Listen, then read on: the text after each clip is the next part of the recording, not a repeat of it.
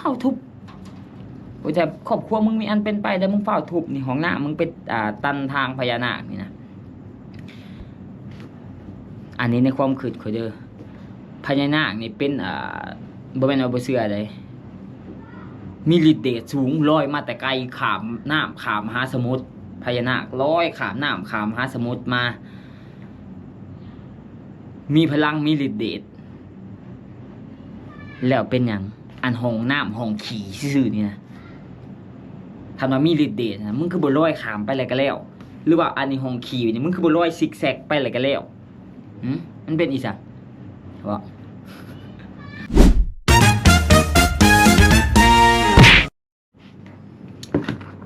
สบายดีพ่อแม่พี่น้องทุกคนนะเมื่อนี้มีเรื่องสิ่งลี้ลับสิเราจะทุกคนฟังเนาะอันนี้ก็เป็นความคิดเห็นส่วนตัวแล้วก็เป็นความเชื่อส่วนบุคคลไผบ่เชื่อก็บ่เป็นหยัง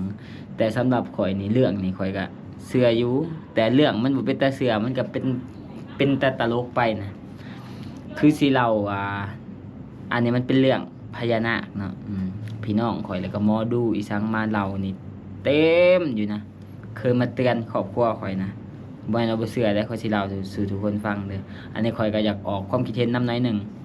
คือตะกี้เฮือนข่อยเฮือนแม่ข่อยบอนทำน้อยอยู่หั่นนะคือตะกี้มีแม่ข่อยแล้วก็พ่อคือพ่อใหม่เนาะได้ไปสร้างไปปลูกเฮือนอยู่นั้นมาบัดนี้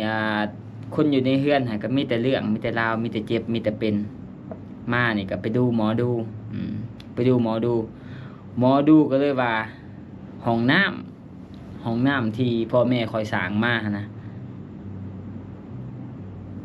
เฝ้าถูกถิ่มซะ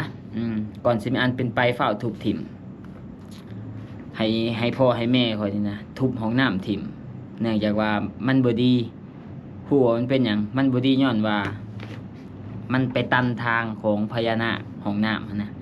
มันเป็นตันทางอย่างทางเลื่อยมาของพญานาคมันก็เลยเฮ็ดให้พญานาคสูญมันก็เลยเฮ็ดสิ่งที่บ่ดีก็เลยเฮ็ดให้ครอบครัวเจ้ามีอันเป็นไปแม่ข่อยก็เชื่อ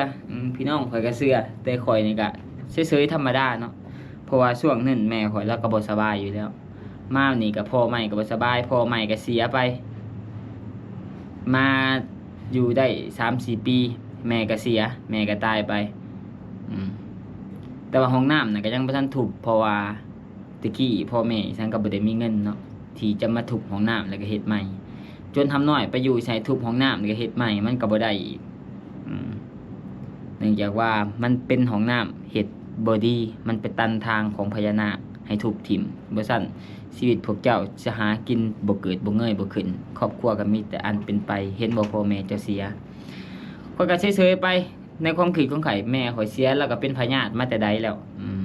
แล้วก็เฒ่าแล้วก็เป็นพญาติมามันเขาว่ามันบ่เกี่ยวกับห้องน้ำแล้วก็มาล่าสุดเมื่อวานนี้เสียหูให้เบิ่งเลยทุกคนเมื่อวานนี้นี่เลยห้องน้ำตัวนี้ทำน้อยเขาไปขี่อยู่ซื่อๆห้องน้ำก็ถล่มลงมาห้องน้ำถล่มดินหยบลงเป็นหูเลยห้องน้ำถล่มบุบลงไปห้องน้ำมันถล่มดินมันหยบลงไปแล้วก็มาบัดนี้ก็ทางหมอดูทางพี่น้องอีสังเขาเป็นหมอดูหันแหละเห็นบ่เริ่มแล้วมีอันเป็นไปแล้วห้องน้ำน่ะขอให้ทุบแต่ด้นแล้วเป็นยังจะคือบ่ทุบว่าซั่นเห็นบ่พญานาคเพิ่นสูญแล้วก็เลยมาเฮ็ดให้ห้องน้ำหยบต่อไปน่ะก็เพื่อนเจ้าหาก็สิหยบลงเบิดหั่นแหละพี่น้องให้ทุบห้องน้ำหั่นน่ะย้อนว่ามันเป็นตันทางพญานาคห้องน้ำเดี๋ยวนี้ก็บ่มีบ่อนขี่ทำหน่อยก็ได้เดี๋ยวก็สิหาเงินเฮ็ดให้เพิ่นใหม่ขุดให้เพิ่นใหม่แล้วก็ในความคิดของข่อยนี่นะสาเหตุที่ห้องน้ำมันหยบนะเป็นหยังฮู้บ่หนึ่งก็คือดินมันเป็นดินนาสองก็คือเวลาเขาโบกนะเขาก่อนะเขาหนาจะบริตีเล็กโครงเล็กอีสังแต่ว่าอันนี้เนี่ยมันบริเวณมันถล่มในดินมันหยบลงไปสาเหตุที่ดินหยบเนี่ยข่อยหนึ่งข่อยคิดว่าอยู่ข้างเฮือนบางคำหน่อยนะเขาไปซื้อดินใหม่อยู่ข้างข้างเนาะข้างนี่อ้อมเบิดเฮือนนะเขาจะเจาะน้ำบาดาลเบิดถูกดิน เวลาเจาะน้ำบาดาลลงไปทางนี้ก็เจาะทางนี้ก็เจาะทางนี้ก็เจาะน้ำมันก็พวนเพียนอยู่พื้นดินมันก็เลยเฮ็ดให้เฮือนทำน้อยอยู่ทางกลางมันก็เลยยุบลงไปนี่ห้องน้ำยุบนี่เพราะว่าบ่อนเขาเจาะน้ำนะมันใกล้ห้องน้ำเพิ่นมันบ่แม่นย้อนพญานาคอีสังดอกย้อนว่าเขาเจาะน้ำบาดาลหลายโพดเพราะว่าอยู่ลาวกฎหมายอยู่ลาวนะทุกคนสามารถจะเจาะน้ำบาดาลอยู่ไสก็ได้คืออยู่ต่างประเทศนี่คือบางเขตบางเมืองนี่เขาห้ามทุกคนนี่ไปเจาะน้ำบาดาลทั่วที่ห้ามเจาะน้ำบาดาลทั่วไปแต่ว่าอยู่ลาวนี่ไผมีเฮือนอยากเจาะอยู่ไสก็เจาะส่วนเจ้าอยู่ในเมืองกลางเมืองเจ้าอยากเจาะเจ้าก็เจาะบ่ได้ผิดผู้ใดว่าแต่ดินเจ้านี่แหละอันนี้ก็คือผลเสียมันก็คือมันเฮ็ดให้ห้องน้ำเฮาน้อยยุบลงมาบางคนก็ว่าพี่น้องก็ว่าอ้ายมึงเฝ้าทุบโอ้ยแต่ครอบครัวมึงมีอันเป็นไปแล้วมึงเฝ้าทุบนี่ห้องน้ำมึงเป็นตันทางพญานาคนี่นะอันนี้ในความคิดข่อยเด้อพญานาคนี่เป็นบ่แม่นว่าบ่เชื่อใดมีฤทธิ์เดชสูงลอยมาแต่ไกลข้ามน้ำข้ามมหาสมุทรพญานาคลอยข้ามน้ำข้ามมหาสมุทรมามีพลังมีฤทธิ์เดชแล้วเป็นหยังอันห้องน้ำห้องขี่ซื่อๆนี่นะทำมามีฤทธิ์เดชนะมึงคือบ่ลอยข้ามไปเลยก็แล้วหรือว่าอันนี้ห้องขี่นี่มึงคือบ่ลอยซิกแซกไปเลยก็แล้วมันเป็นอีสังว่าหากว่ามีฤทธิ์เดชมีฤทธิ์เดชลอยขามน้ำขามภูอยู่เป็น4-5,000 ปี100 ปีกับห้องน้ำห้องขี่ซื่อๆนี่นะคือว่าไปตันทางโอ้มาเข้าฝันจะต้องทุบห้องน้ำเด้อมันตันทางพญานาคมึงมีฤทธิ์เดชเข้าฝันบ้านนั่นนะมึงคือลอยไปเลยกันโอ้อันนี้ห้องน้ำบ่ทะลุมันไปเลยแม่มันหรือว่าเหตุให้มันแตกเขานั่นหรือว่าลอยไปเลยกันซิกแซกเลี้ยวขวาเลี้ยวซ้ายหรือว่าโดดขามมีพลังฤทธิ์เดชมาตายย้อนอย่างบูบ่มาตายย้อนขี่ขามน้ำขามภูขามไฟมาเท่าไร100 ปีพญานาคมาตายสุดท้ายมาตายย้อนวิดขี่อันนี้ทุกคนคิดเห็นแต่ใดเนาะอันนี้มันก็เป็นความคิดของข่อยเด้ออันนี้ก็ขอโทษเนาะสำหรับถามว่าเชื่อบ่เรื่องพญานาคนะข่อยก็เคยเชื่อเรื่องพญานาคนะบ่แม่นว่าบ่เชื่อแต่ว่าเรื่อง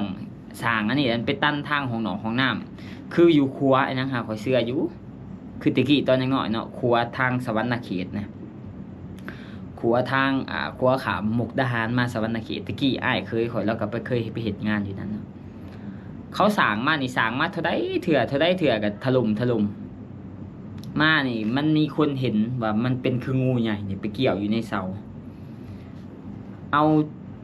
ศาสตราจารย์มาเท่าไรประเทศเอามาสร้างขัวสร้างจะได้ก็บ่ได้สร้างจะได้ก็ได้ทุกคนลองไปเบิ่งประวัติการสร้างขัวข้ามแม่น้ำโขงระหว่างสวรรณเขตกับมุกดาหารลองไปเบิ่งประวัติมันตอนนั้นข่อยยังน้อยข่อยก็ไปเบิ่งอยู่สร้างมามันนี่ก็บางทีก็มีคนไปผูกคอตายบางทีก็รถเคนย่อมาหัวหนามากวดงานกับรถเข็นกับถล่มตกลงไปใส่หัวหนาตายไปนั่งบนเศร้าอยู่บางคนกับสั่งครัวขามาเพราะว่าไทยสั่งมาครึ่งหนึ่งลาวสั่งไปครึ่งหนึ่งเด้ฝั่งไทยนะบางทีมันกับถล่มหยุบลงมาคนตายจะได้100 คนจนเขาไปสั่งอะไรคุณเนาะทุกคนเนาะเขาไปสั่งหอไปสั่งเสาหลักเป็นพญานาคจึงสามารถสั่งครัวเสร็จสมบูรณ์ได้คือเรื่องนี้ข่อยก็เชื่อแต่ว่าเรื่องพญานาคเฮ็ดห้องน้ำตันพญานาคนี่นะข่อยบ่เชื่อเด็ดขาดข่อยเมื่อยด้วยว่าอีก็หมอดูหมอเดานี่นะว่าบ่เชื่อแต่มันเรื่องมันเป็นตาเชื่อมันก็เชื่อเรื่องบ่เป็นตาเชื่อมันก็บ่เชื่อคือตะกี้ลูกข่อยเข้าห้องหมอโอ้ยพี่น้องเป็นหมอดูโทรมาโอ้ลูกมึงนี่สิตายได้นี่วัง2-3 มื้อนี่คือกันลูกเอื้อยมาลูกเอื้อยเอามาแต่อันนั้นเนาะลูกเอื้อยเอามาแต่บ้านมันหายเนื่องจากว่ามันบ่เคยอยู่กับแม่มันจักเทื่อแม่มาแต่ไทยดิลูกจน2 ปีบ่เคยเห็นมันบ่เคยเห็นแม่มันก็หายแล้วก็เอื้อยก็โทรไปหาหมอจังได้นี่ลูกคือหายตลอดโอ้เป็นย้อนแม่มึงได้นี่แม่มึงหั่นแหละมาว่ามึงน่ะบ่เบิ่งเอื้อยเบิ่งน้องว่าซั่นย้อนว่ามึงหาบ่มาทาสีให้เฮือนเอื้อยเฮือนน้องแม่มึงก็เลยเฮ็ดให้ลูกมึงเจ็บให้ลูกมึงเป็นอ้าวเหี้ย ว่าพวกข่อยเนี่ยบ่ไปทาสีเฮือนให้มันก็เลยเฮ็ดให้ลูกเจ็บเป็นข่อยก็เลยคิดในใจว่าเอ้าแม่กับแม่กูปานนั้นตะกี้นะมึงพวกเจ้าบ่เคยเบิ่งข่อยแม่ข่อยคือบ่ไปหักคอจ้ะนี่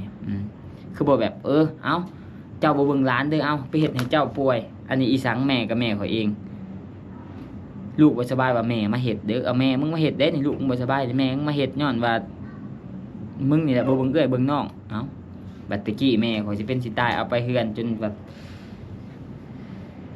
อย่าเอามานี่ได้แม่มึงเดี๋ยวมาตายใส่เฮือนซื่อๆข่อยก็เลยตั้งบ่มักเสือหมอดูหมอเดาเลยนะเรื่องเป็นแต่เสือมันก็เสือเรื่องมันบ่เป็นแต่เสือมันก็บ่เป็นแต่เสือบางทีลูกเจ็บแขวอยู่ก็ยังว่าผีเห็ดผีเห็ดได้ว่าสัตว์สิน้อยก็ว่าทั้งที่แขวแมงก็ยังว่าผีเห็ดนะข่อยก็เลยเมื่อยคือนี่คือกันนี่แหละเนี่ยเห็นห้องน้ำถล่มนี่พี่น้องก็เต็มเนี่ยหมอดูหมอเดาก็เต็มเนี่ยว่าพญานาคมันศูนย์มันเห็นให้ห้องน้ำถล่มเดี๋ยวต่อไปพวกเจ้าก็จะมีอันเป็นไปห้องน้ำถล่มหาย้อนว่าเขาเจาะน้ำบาดาลหลายโพดมันบ่แม่นดอกย้อนพญานาคพญานาคมีฤทธิ์เดชปานนั้นซำวิดขี่ซื่อๆสิไปญาติจังวิดขี่ตั้งอยู่นี่ว่าไปตันทางพญานาคมึงเป็นพญานาคมึงคือบุลอยมันนี่แล้วก็ซิกแซกแล้วก็ไปซำห้องขี่ซื่อๆทางบ่อึดบ่อยาก